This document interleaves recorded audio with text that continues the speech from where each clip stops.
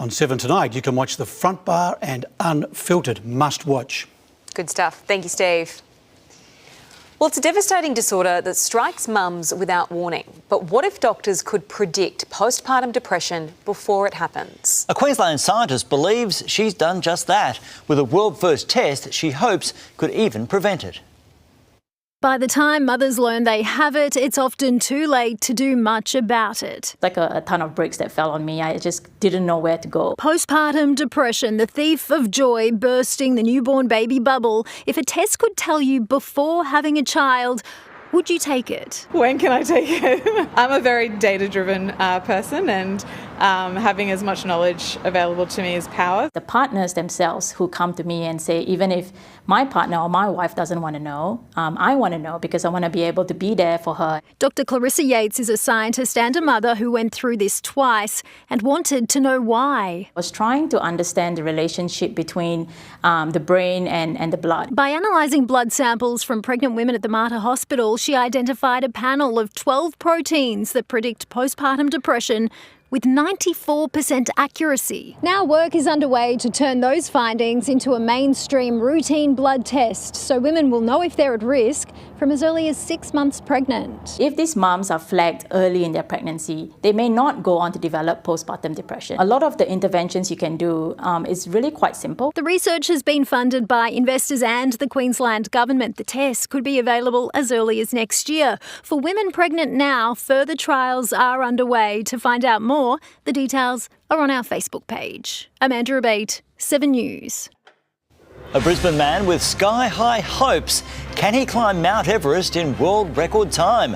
That's in Sunnyside, just ahead. And Cyclone Narelle continues to close in on the tropics with heavy rain continuing out west. I'll have the forecast and latest warnings after the break.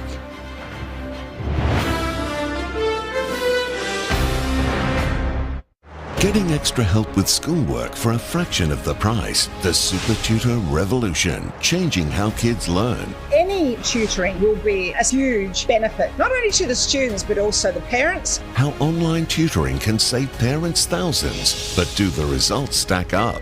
7 News tomorrow. Good evening, Queensland. Checking your weather now, and I'll jump straight to now severe tropical cyclone Narelle. She's just been upgraded to a Category 3 system and sits just under 800 kilometres away from the Queensland coast. The forecast path hasn't changed much. Narelle should get to Category 4 tonight or tomorrow while continuing to barrel west towards the Queensland coast. There is a window of opportunity to get to Category 5 before a likely landfall near Cowan on Friday morning. A cyclone warning has now been issued from Cape Tribulation to Lockhart River, with a less urgent cyclone watch also extending further west towards the Gulf of Carpentaria, and flood watches are current further south towards Ingham. Now, after landfall, Narelle should weaken briefly before then likely re-intensifying over the Gulf and continuing west. She should eventually redevelop off the West Australian coast into next week. Long living. In the meantime, we also have severe weather warnings current for far western Queensland as heavy rain continues to worsen flooding in normally desert areas. Around the capitals tomorrow, frequent showers continue in Sydney after heavy rain for parts of the harbour city this morning. Canberra could also get an afternoon storm. In the tropics tomorrow, winds really ramping up north of Cairns late in the day with squally showers increasing to rain, potentially down towards Ingham. Please keep on top of the forecasts and warnings for the next few days if you are in this area. Heading south, a few showers also starting to pick up for the coast and ranges and pushing inland to around St George as well, a top of 29. In the southeast, showers pick up a little bit. They should be locked to the coast early, then push inland from late morning with the odd storm inland in the mix too. A touch cooler, 19 to just 27 degrees in Mount Gravatt, with similar maximums by the Bayside, 27 in Sandgate.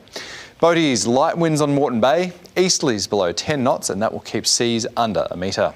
So in the River City, a few showers, most likely from late morning onwards, but it couldn't hurt to keep the brolly handy early as well, 21 up to 28 degrees. And looking ahead, a few showers lingering on Friday, then redeveloping on Saturday afternoon after a mostly dry morning. Now, Saturday is the autumn equinox. Days will be getting shorter than nights soon.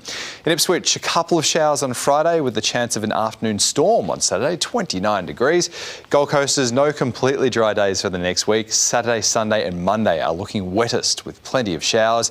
And on the Sunshine Coast, shower icons also as far as the eye can see. Your best bet at some dry breaks on the weekend will be Saturday and Sunday mornings. Now, guys, this time tomorrow, Cyclone Narelle will start making her presence felt on that North Queensland coast. They know the drill up there, so I'm sure they're all ready. OK, thanks, Tony. Now here's Sam with Sunnyside.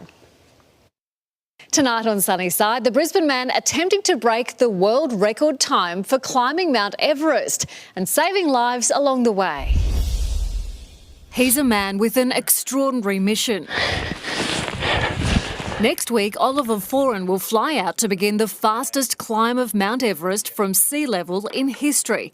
1,300 kilometres of cycling, trekking and climbing from the shores of India to the highest point on Earth.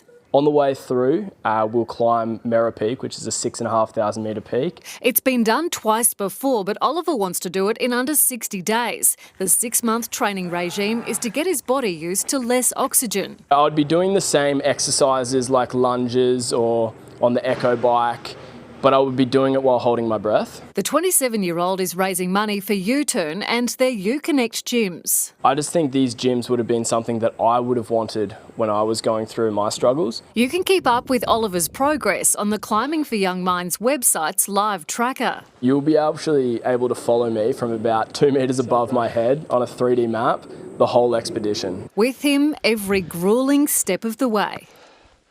Good luck. And that's all from us this Wednesday. Have a great night. Good night.